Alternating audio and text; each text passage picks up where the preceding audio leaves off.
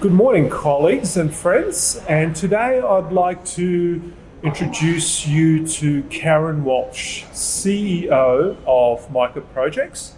Now, Micah Projects is an advocacy and support group for individuals and their families, and it focuses on assisting them with getting out of homelessness, as well as providing social, inclusive and support services.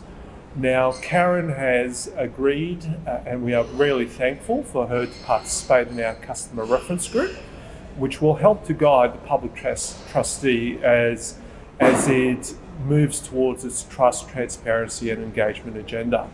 Now, Karyn has a long history in the non-profit sector. So she has worked in the non-profit sector for over 40 years, and she has been CEO or led Micah Projects for approximately 20 plus years, I think 1995. 25 years this year. 25 years, that's an amazing achievement.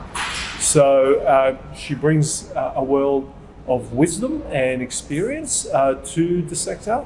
In addition, Karyn is a director for Australian Alliance of End Homelessness. As well as that, she's a member of the Ministerial Government and NGO committees.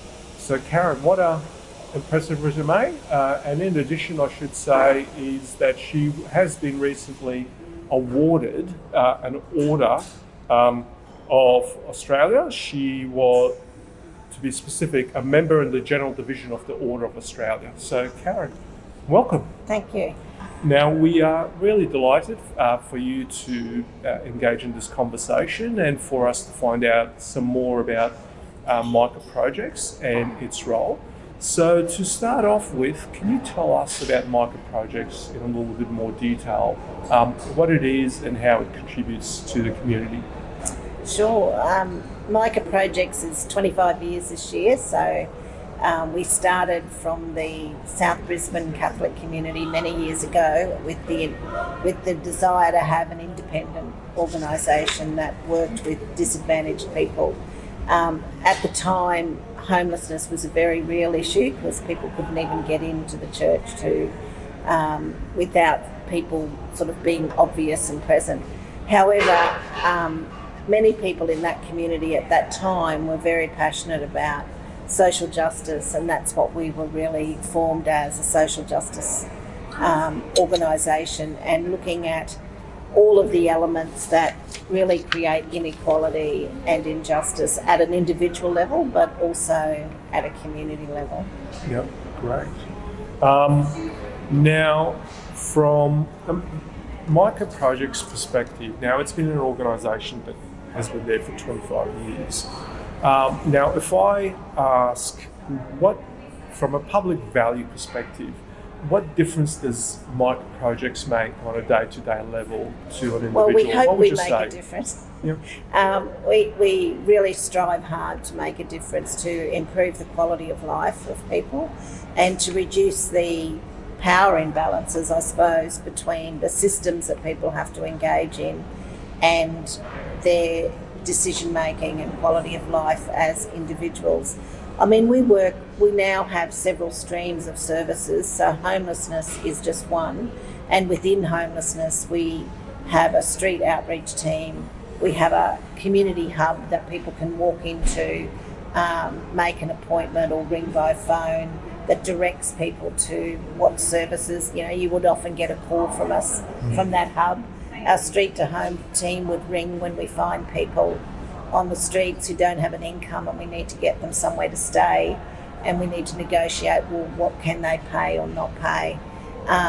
We have a families team that's dedicated to working with families and children, and some of those people also have a disability, a member of the family or both may have a disability and may be engaged with public trust. And we have supportive housing at Brisbane Common Ground. And the whole sort of journey we've been on is that the way we need to end homelessness is by housing people. But housing alone doesn't work. You need to have this network of services around people that can help them with their income, their financial management, their health, their, it's about linking in with employment and training or just meaningful activity. For others, it's, substance use or mental health. So basically what we've learned is that it takes that village and that ecosystem for someone to have a home and to be able to sustain that home, and to be able to participate in the community. That you can't live in a home in isolation. You need to live in a home and have the integration of your family, your friends, and services when they don't exist, or when you need specific help, and as well they need to be able to get out of their home and participate in the community. So all those things cost money, and people have to negotiate their income and how they can do that. But we also are the regional service for domestic violence, and more we're finding women with a disability are overrepresented in that, coming for assistance for safety, and they also may be intersecting with the public trust. People with carers, if there's abuse by a carer. So there's all unique situations in which people are in. There's not one sort of there's not one way of really identifying who the population group is that we work with. Yeah. And then we work with people who were as children in institutional care through Lotus Place, which we also engage with the public trust around people who couldn't manage their money or were homeless because of that, or people who have been we've done a lot around people preparing with their wills and understanding sort of those processes, and also when people have got redress payments. So, sure. We've been doing that for 25 years. We're very involved pre the Ford inquiry. We're involved post it. The Royal Commission into Institutional Abuse, child sexual abuse of children, we were actively involved with. And, we're sort of proud of our relationship with bringing that justice making into the lives of those people, because many were living in a lot of pain and a lot of the legacy of the childhood trauma. But it was really the legacy of the cover-ups and the no acknowledgement and validation that they were removed from their family, placed in the care of a church or an organisation or the state, and they were abused there, and that abuse had never been dealt with. So we have offices in Townsville and Rockhampton and Brisbane for Lotus Place, but primarily we're a Brisbane-based service. Yep. Okay. And from your perspective, like obviously you talked a little bit about some of the intersections with public trustee customers, our mutual customers. Where do you see as opportunities for engagement and better engagement between the public trustee and Micah, be it at an individual level, at a policy level, or even at a system level? Where do you see some opportunities? Well, what we've learnt, we've been reminded very clearly through COVID again that we can't work in silos. We can't, you can't. That if people are going to have this safety net that we consider is part of the fabric of Australian society and part of our role in the community, then there has to be strong coordination. So some of that coordination needs to be around the needs of the individual. You can't work in isolation about someone's financial decision making and they're homeless and where are they going to go to be able to pay rent. How is their behaviour influencing their ability to pay rent, and what sort of ways do we need to work together collectively to try and bring that person to a place where there's consistency and stability.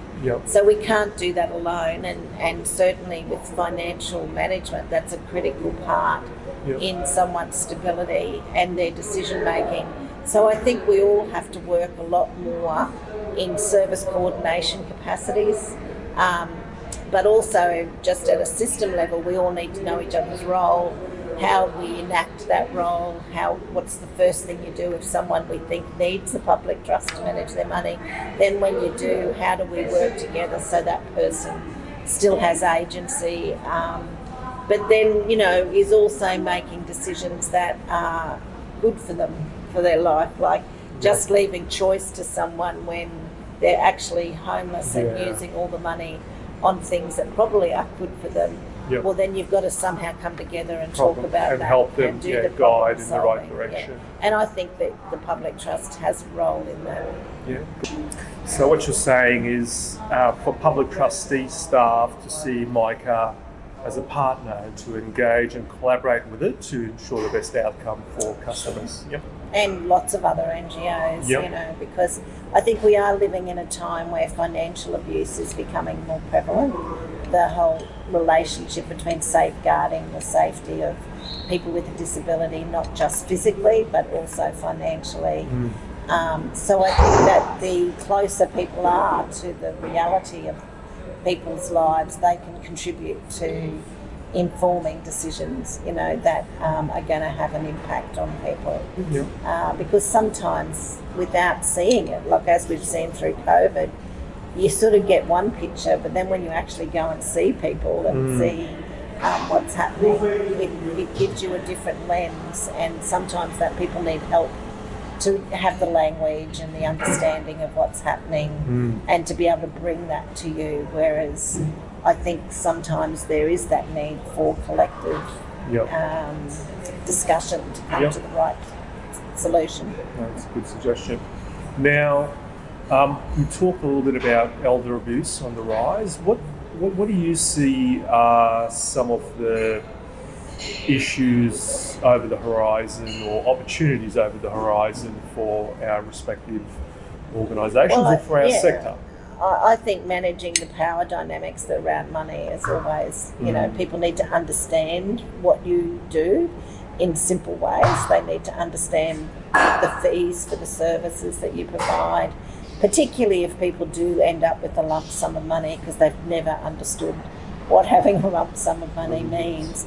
And then how people can make decisions about that money, that it's not just there to pay the bills, but if there's some extra money, that it is to give people other experiences in life. And how do you help people work out what that is, how it's affordable, a good holiday or whatever it might be, a personal development program or... but I think people don't often understand the dynamic of a transaction and a fee for service when you are managing money, because it's sort of like this hole and you don't know what it is and what the bank does and so people often need that explained to them a lot. So greater communication, transparency, and always being alert to the abuse dynamics when it comes to money. Like who are the people that are pressuring? They're very vulnerable. And who are the people that are pressuring them to give them money or to make decisions about their money? And that's sometimes when you might need a specialist service that does look at financial abuse, just to check it out and not to be afraid to refer to find out whether or not things are what they seem to be. And sometimes we need to educate people more about the dynamics of financial abuse and also just general financial counselling, that there is a difference, and I think giving people financial literacy is a great contributor to them understanding what options they've got in their life. Great.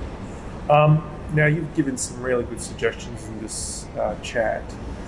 Is there something you want to communicate in particular to public trustee staff and friends? No, I think you've got a very unique job, and I, as Micah in any of our teams, whether we also support young families, and sometimes we have mothers with a disability with children. So whatever the circumstances that people are in, and if we're working with them, please reach out if there's any way that we can assist or we can bring in other resources or link them with another service if because people don't always tell us all the same thing, and nor do they have to. Like, we don't all share everything with everyone, but sometimes if someone has shared something with you that's a concern, we'd certainly like the feedback. If there's something that you think they might benefit from in terms of linking with another service, if you can't do it, talk to us about doing it. I'd really like in the future that there is more service coordination and individual planning with people, particularly the vulnerable people with substance abuse issues who, it's hard yards. None of us have got the answer, but we need to stay involved, not just remove ourselves from it and leave people on their own, because it's really only when people understand that people care and that there is a connection with people that they actually might choose other things. Well, Karyn, thank you. Some great advice, some great suggestions and great insights. Really appreciate it. And from my perspective and from the Public Trustee's perspective, we really appreciate Micah engaging with us and engaging with our customer reference group. And I really look forward to building the relationship and continuing to work closely with Micah. You. Right. Thank you very much. I'll let you finish your tea. And that's it for today's Meet the Stakeholder. Thank you for watching, and we'll touch base again soon. Bye for now.